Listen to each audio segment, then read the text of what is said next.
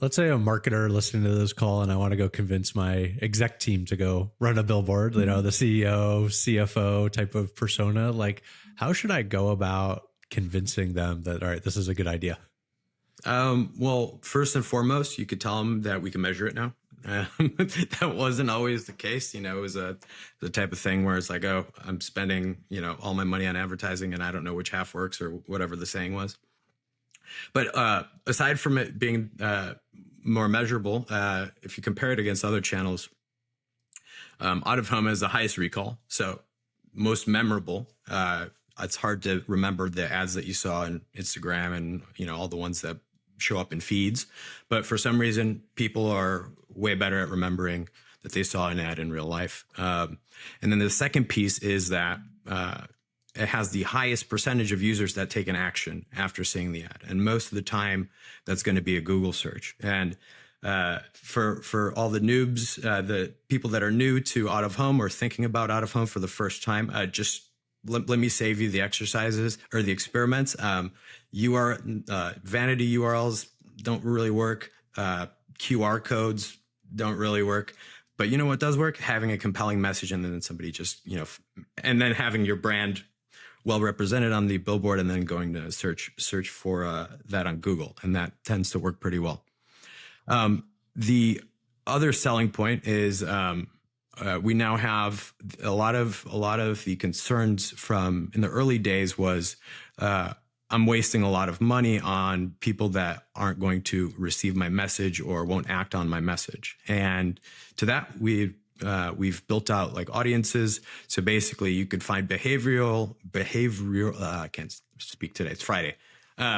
But behaviors exhibited in the real world online can now be used as audiences in AdQuick. So if you have an audience provider through LiveRamp, TransUnion, Experian, like wherever you get your audiences from, first party, you could upload it and be like, this is where my people hang out in the real world. And then, you know, you can use a slider to optimize for that audience against a set of inventory, and it'll basically score them and then start removing the ones that don't fit. And so we're getting smarter about how we think of this mass reach channel, and we are making it, performance driven, and then we could prove the incrementality of it too. I was trying to think about how I convinced Jack and Jay Zecker as a CEO and COO of Lattice to do billboards. And Jack was the CEO, was definitely like, thought it was fun and exciting. I think like even in my first week of working there, he's like, when do we get to put up a billboard? You know, like he thought it was fun and exciting. But I still had to make a case. And I think what I did was try and bring them along through the process. So there was like, as I was starting to explore, showing them the placements, building decks to kind of show how it's going to work, how much it's going to cost, here's what the creative is going to look like, and try and do as much work before I like pulled the trigger on the spend. And we also started small. I think in the first year we did it, we started with just 2 billboards in SF. And then the second year we did like a bigger buyout with transit, the bus shelters all around the city. And then we could see that working. And then we had a giant campaign, actually a plan for COVID that never ran, unfortunately, as I'm sure a lot of people, but it was like this slow incremental build. And then also kind of bringing them along with the process and then showing it in context of the overall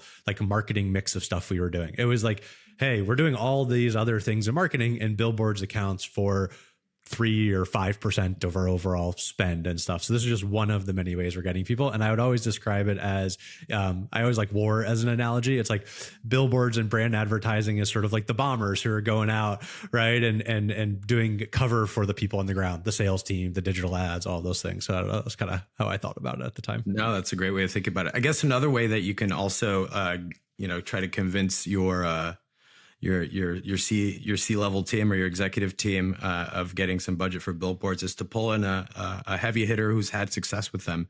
And so like, where were you in 2015? Were you in San Francisco? Yeah. So like that in those days, it was like Uber for everything. Everybody was building a logistics startup that was doing something, delivering massages, laundry, whatever, packages. I happened to be a part of Doorman, which was a startup that did package delivery, on-demand package delivery. We ended up going B2B. And then my first experience of trying to buy billboards was we had Andrew Chen, who was at the time leading supply side growth for Uber. He was advising our CEO on, solving that chicken and the egg problem. Cause, I had been brought on to launch, 2 new markets, Chicago and New York. Andrew was like, hey, these work really well. And then I went through that whole process. And so we didn't end up buying because it was just the experience was like pulling teeth. And then it turned out that like it was way more expensive than we had originally anticipated. Because, going back to that earlier part in the conversation, there wasn't really a whole lot of information out there to self-educate. And so one good way was to be like, hey, they're successful. They're seeing success with this. Not really quantifiable, but they said it worked. So that's another way to think about it.